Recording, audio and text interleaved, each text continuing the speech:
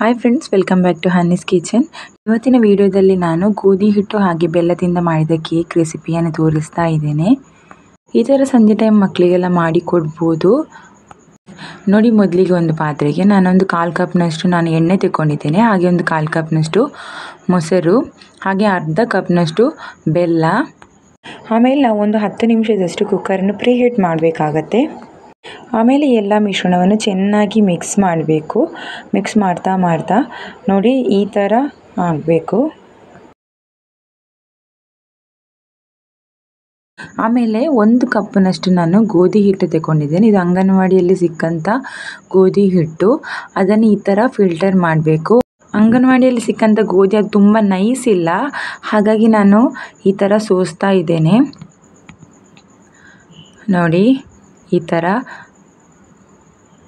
ನೋಡಿ, ಈಗ ಈ ಥರ ಅದರಲ್ಲಿ ಗಟ್ಟಿ ಇರುತ್ತಲ್ವ ಗೋಧಿ, ಅದು ಯೂಸ್ ಇಲ್ಲ ನೋಡಿ. ಆಮೇಲೆ ನಾನು 1/4 ಸ್ಪೂನಷ್ಟು ನಾನು ಬೇಕಿಂಗ್ ಸೋಡಾ ಹಾಕಿದ್ದೇನೆ.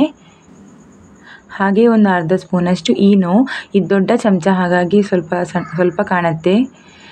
ಆಮೇಲೆ ಎಲ್ಲವನ್ನು ಫುಲ್ ಮಿಕ್ಸ್ ಮಾಡಬೇಕು. ನೋಡಿ, ಈಗ ಮಿಕ್ಸ್ ಆಗಿದೆ. ನಾನೊಂದು ಅರ್ಧ ಕಪ್ನಷ್ಟು ಹಾಲು ಯೂಸ್ ಮಾಡಿದ್ದೇನೆ. ಇದು ಸ್ವಲ್ಪ ಹಾಕಿ ನಾವು ಮಿಕ್ಸ್ ಮಾಡ್ತಾ ಇರಬೇಕು.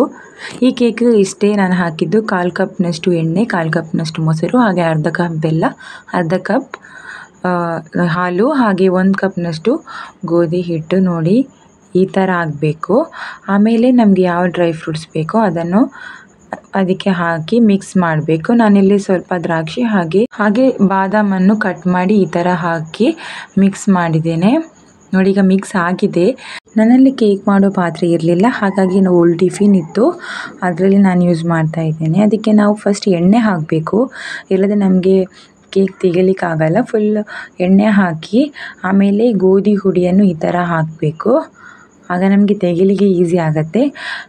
ಆಮೇಲೆ ಈ ಕೇಕ್ ಮಿಶ್ರಣವನ್ನು ಅದಕ್ಕೆ ಹಾಕಬೇಕು.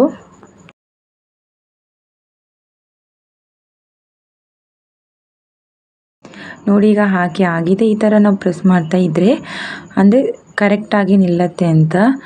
ನೋಡಿ,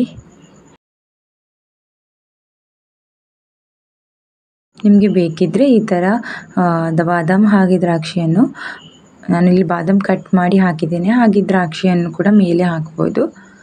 ನೋಡಿ, ಆಗ ನೋಡಲಿಕ್ಕೆ ಕೂಡ ಚೆನ್ನಾಗಿರುತ್ತಲ್ವ. ನೋಡಿ, ಆಮೇಲೆ ಕುಕ್ಕರಿಗೆ ಕೆಳಗಡೆ ಒಂದು ಸ್ಟ್ಯಾಂಡ್ ಇಟ್ಟಿದ್ದೆ, ಅದರ ಮೇಲೆ ಪ್ಲೇಟ್ ಇಟ್ಟು ಅದರ ಮೇಲೆ ಕೇಕನ್ನು ಇಡ್ತಾ ಇದ್ದೇನೆ. ಇದನ್ನು ಮುಚ್ಚಿ ಒಂದು 40 ನಿಮಿಷದಷ್ಟು ನಾವು ವಿಷಲ್ ಮಾಡಬೇಕು. ವಿಷಲ್ ತೆಗೆದು ನಾವು ಬೇಯಿಸಬೇಕು. ನೋಡಿ, ಈಗ ಕೇಕ್ ರೆಡಿ ಆಗಿದೆ. ಮಿಡಲಲ್ಲಿ ಸ್ವಲ್ಪ ಕ್ರ್ಯಾಕ್ ಬಂದಿದೆ, ಅದು ಓವರ್ ಹೀಟ್ ಆದರೂ ಕೂಡ ಹಾಗೆ ಆಗತ್ತೆ.